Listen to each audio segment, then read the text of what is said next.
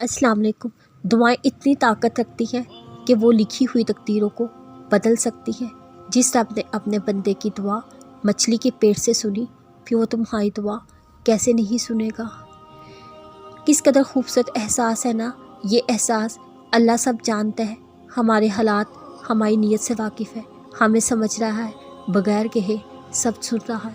और फिर जब हम आसमान की तरफ इस उम्मीद से देखते हैं, या अल्लाह कोई समझे ना समझे, आप मेरे हालात नीयत से खूब वाकिफ़ हैं, आप मुझे समझ रहे हैं, बस मुझे कभी अकेला मत छोड़िएगा, मेरा हाथ हमेशा थामे रखिएगा।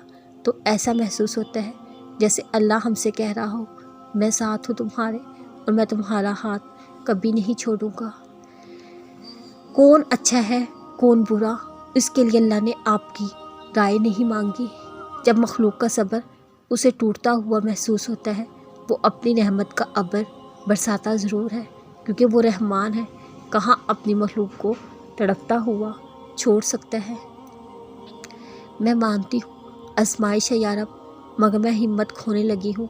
या अल्लाह अपनी शान के मुताबिक कुन फरमा दे, आमीन। अल्लाह से बात करने का कोई मुकर्रर वक्त थोड़ी होता है, उस वक्त के बाद वो नहीं मिलेगा, ऐसा तो बस हम सोचते हैं।